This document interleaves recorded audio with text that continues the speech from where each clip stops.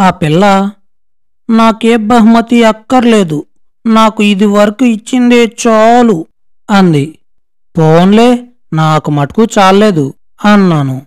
అంచేతను నీవు బుద్ధిమంతురాలుగా నేనిచ్చిన బహుమతులు బహిరంగంలో కాని అంగీకరించి తీసుకోవాల్సిందే. దీనికి తిరుగులేదు. ఈ నీ ముద్దుముఖం సాక్షిగా చెప్తున్న విషయం తెలిసిందా అని రెండు బొగ్గలు పట్టుకొని జాడించి నా గదిలోకి వెళ్ళిపోయాను. మరి 4 రోజులయిన తర్వాత నా పాస్పోర్ట్ వచ్చింది. నా ప్రయాణానికి అనుమతన్నమాట. వచ్చేటప్పుడు ఎవ్వరి అనుమతి లేకుండా, ఎవరితో అయినా చెప్పకుండా తిన్నగా చక్కా వచ్చాను. ఇప్పుడు ఈ యుద్ధం మూలానే ఈ తతంగం అంతా ఏర్పడ్డది. మరికొద్ది రోజుల్లో మెయిన్ స్టీమర్ ప్రయాణానికి క్యాబిన్ దొరికింది. ఈ వార్త తెలియగానే అక్కడ లేని సామాగ్రిని ఇక్కడ ఖర్చు పెట్టి అవసరమైనవన్నీ కొనుక్కుని సామాను సర్దుకోవడంతో సరిపోయింది. నేను మా స్నేహితురాలికి పలానా రోజున పలానా రైల్లో పలానా స్టేషన్ నుండి బయలుదేరి లండన్ చేరి అక్కడ స్టీమర్ ఎక్కుతానని, నన్ను మర్చిపోయి అనుకూలుడైన యువకుణ్ణి పరిచయం చేసుకుని వివాహమాడి సుఖపడమని కోరుతూ నాకు సెలవిమ్మని ఉత్తరం రాశాను.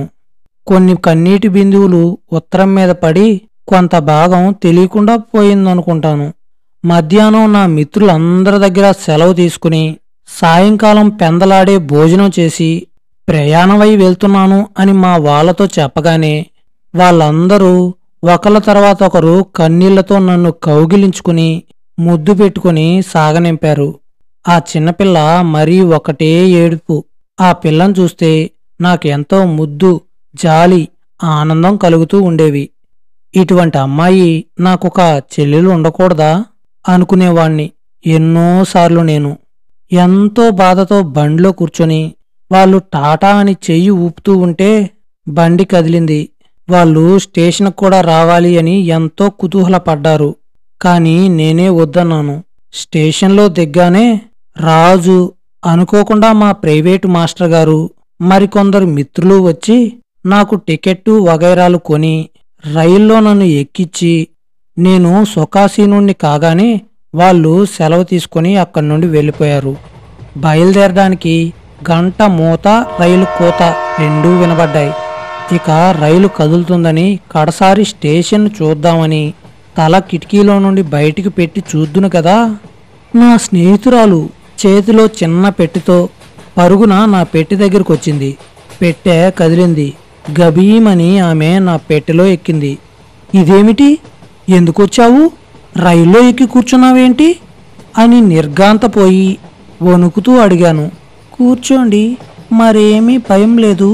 మీరు అంత దూరానున్నా మీ దేశానికి వెళ్ళిపోతున్నారు కదా, అదమం లండన్ దాకానైనా మిమ్మల్ని సాగనంపుదామని, కడసారి అక్కడ మీకు కరచాలనమైన ఇద్దామని, మీరేం బాధపడకండి అంది.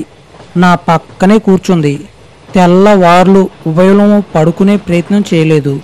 ఏవేవో అర్థం పర్థం లేని మాటలు చెప్పుకుంటూ చిన్నపిల్లలకు మళ్ళీ నవ్వుకుంటూ తెల్లవార్లు కాలక్షేపం చేసుకున్నాం. ఉదయాన్నే లండన్లో దిగి ఒక హోటల్లో చిన్న గది తీసుకుని స్టీమర్ వైపుకు వెళ్ళి స్టీమర్ మరెప్పుడు బయలుదేరేది తెలుసుకుని పైకి వచ్చి మా స్నేహితురాలి సహాయంతో సామానంతా స్టీమర్కి చేర్చేసరికి మధ్యాహ్నం 1 గంట అయింది. మేము ఒక హోటల్కి వెళ్ళి భోజనం చేసి కాసేపు ఇటు అటు తూలి తిరిగి 2:30 కల్లా స్టీమర్లోకి వెళ్తూ ఉంటే తను నా క్యాబిన్ చూస్తాను అని లోపలికొచ్చింది. చూసి 5 నిమిషాలు కూర్చుని స్టీమరు బయలుదేరుతుంది అని గంట సైరను వినపడగానే నన్ను గట్టిగా కౌగిలించుకుని గాఢంగా ముద్దు పెట్టుకుని నా కళ్ళల్లోకి చూస్తూ, శామ్, ఈ కడసారి కౌగిలింత, ముద్దు, చూపు నా హృదయంలో నేను బ్రతికి ఉన్న నాళ్ళు నిలిచి ఉంటాయి. మీ వారు చెప్పేటట్టు మరో జన్మ ఉంటే అక్కడికి కూడా ఈ శృతి, ఈ రూపం నాతోనే ఉంటాయి. Good bye. నీకు సమస్త సౌఖ్యములు, సమస్త విజయములు పరమేశ్వరుడు అనుగ్రహించగలడు. గుడ్ బై శామ్ అని గబగబా వెళ్ళిపోయింది. ఆమె వెనకనే నేను డెక్ మీదకి వచ్చి నిలబడి ఆమె కేసి చూస్తూ కన్నీటి పొర అడ్డగించిన కండ్లతో, వణుకుతున్న చేతులతో, రుద్ధమైన కంఠంతో టాటా, గాడ్ బ్లెస్ యూ అని మూర్చపోయినట్టుగా డెక్కుకున్న ఇనప కమ్మెల మీద మూర్చపోయి పడబోయాను. పక్కనున్న ప్రయాణికులు నన్ను పట్టుకుని ఒక కుర్చీలో కూర్చోపెట్టి కొంచెం టీ తెప్పించి ఇచ్చారు. నేను పూర్తిగా తేరుకుని కళ్ళు తెరిచేసరికి మా ఓడ లండన్ రేవ్ విడిచి మహాసముద్రంలో ఉరుకుతుంది.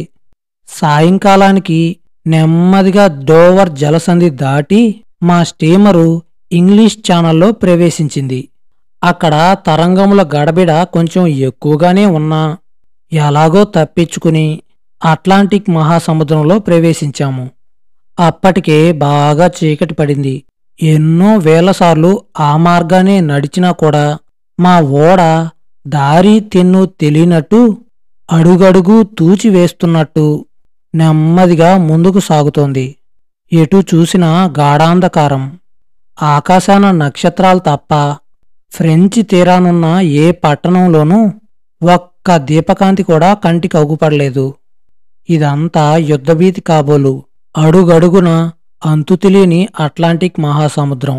3 సంవత్సరాల తర్వాత మళ్లీ సముద్రయానం చేస్తూ ఉంటే ఇంటికి వెళ్తున్నాను అన్న ఆనందం, మళ్లీ ఈ జన్మలో ఇంతమందిని కలుసుకోగలనా అనే భావన, వీటన్నిటికంటే మా ఓడ రాత్రింబవళ్ళు ప్రకృతి బీభత్సాల నుంచి, శత్రువుల రాక్షస కృత్యాల నుంచి తప్పించుకుని దారి తెలియని ఈ మహాసముద్రమును దాటి నన్ను ఇంటికి క్షేమంగా చేర్చగలదా అనే భయం ఒకటి కొంతసేపు బాధించింది. భోజనానికి ఇంతలోనే పిలుపొచ్చింది. కిందకి వెళ్ళాను. బల్లమీద అందరితో పాటే అందరికి మళ్ళేనే నాక్కూడా భోజనం పెట్టారు. నేను వెయిటర్ని పిలిచి నాకీ భోజనం సరిపడదని, నేను శాకాహారినని, అన్నం కాయగూరలు తప్ప మరొక పదార్థం, గుడ్డు కూడా ముట్టనని వాళ్లకు చెప్పాను. ఇప్పుడు ఎలాగండి అన్నాడు. అవసరమైతే కాసేపు ఉంటాను, లేకపోతే కాయగూరలు, కొంచెం రొట్టె, వెన్న, ఫుడ్డింగు, పాలు పండ్లు తెచ్చిపెట్టమన్నాను. ఇంతేనా అండి అని అన్నాడు. అవి చాలు, నేను చాలా అల్ప సంతోషిని అన్నాను. వాడు నవ్వుకుని చక్కా పోయాడు. నాకు కావాల్సిన బంగాళదుంప, క్యాబేజీ కూరలు, రొట్టె, వెన్న, సగ్గుబియ్యం బుడ్డింగు, పాలు, అరటిపళ్ళు సప్లై చేశాడు. రేపటినుంచి మర్చిపోకుండా అన్నం కూడా నాకు 2 మెతుకులు వడ్డించమని చెప్పాను. ష్యూర్ సార్, సెర్టన్లీ సార్ అన్నాడు. భోజనం అయినాక మరొక మాటు డెక్ మీదకి వెళ్ళి కొంచెంసేపు పచార్లు చేసి అంతులేని అంతుపట్టని ఆ మహాసముద్రాన్ని, ఆకాశాన్ని చూసి నెమ్మదిగా నా క్యాబిన్కి వచ్చి దుస్తులు విడిచి పడుకున్నాను. ఎంతసేపు పడుకున్నా కంటికి కునుకు రాలేదు. పడుకున్న నన్ను నా ప్రయత్నం ఏమీ లేకుండా సముద్ర తరంగంలో అటూ ఇటూ దొల్లిస్తున్నాయి. మళ్ళీ తలలో ఏవేవో ఆలోచనా తరంగాలు తిరగడం మొదలెట్టాయి. మా ఇంటి యజమానురాలు, ఆమెడ కూతుర్లు, ఆ చిన్నపిల్ల అల్లరి, ఎక్కడ్నుంచో వచ్చిన నా పైన వాళ్ళు చూపిన ఆదరణ, మా ప్రైవేటు మాస్టారు, నాకు గోల్ఫ్ నేర్పిన యువగురువు, నాతో గోల్ఫ్ ఆడిన మిత్రులు, ఒకనాడు నాటకంలో సరసన కూర్చొని సరసమాడ ప్రయత్నించిన యువతి, నన్ను ఎంతగానో ఆకర్షించి ప్రేమించిన నా ప్రియురాలు, ఇంకా ఎన్నెన్ని ముఖాలో, ఎన్నెన్ని ప్రదేశాలో నా కళ్ళ ఎదుట సినిమాలో తెరమీద బొమ్మల్లాగా తిరగడం మొదలెట్టినాయి. ఇవన్నీ చూస్తూ ఆ ముఖాలు, వాటి వెనకాలున్న గాథలు తలుచుకుంటూ ఎప్పుడో నిద్రలోకి జారిపోయాను. మరునాటి ఉదయం ప్రభాతి విధులన్నీ అయిన తర్వాతను డెక్ మీదకి ఒకసారి వచ్చాను. పైన ఏదో రొద వినబడ్డది. అదేమిటని చూస్తాం కదా. మా ఓడపైన అటు ఒకటి ఇటు ఒకటి వాయువ్య విమానాలు మాతో కూడా సాగుతున్నాయి.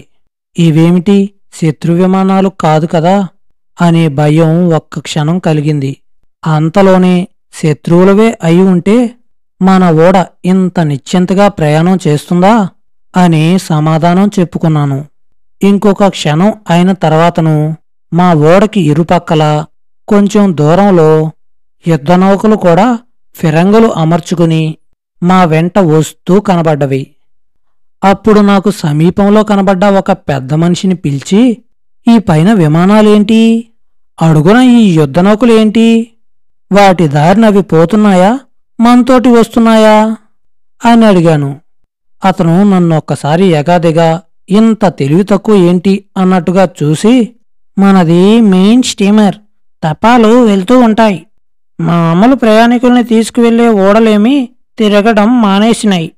ఈ రోజుల్లో ఇంత మహాసముద్రం ప్రయాణికులకు భయంకరంగా మారిపోయింది. రాత్రింబవళ్లు అనుక్షణం పైన శత్రు విమానాల్లో, సముద్రం మీద శత్రు నౌకలో, నీటి అడుగున శత్రువుల జలాంతర్గాములో తిరుగుతూ ఉంటాయి. మన సంరక్షణార్థం పైన 2 విమానాలు, సముద్రం మీద 2 యుద్ధ నౌకలు మనకు సహాయంగా గవర్నమెంట్ ఏర్పాటు చేసింది. ఇక ఆ తర్వాత ఏమైంది అనేది మనం తర్వాత ఎపిసోడ్లో తెలుసుకుందాం.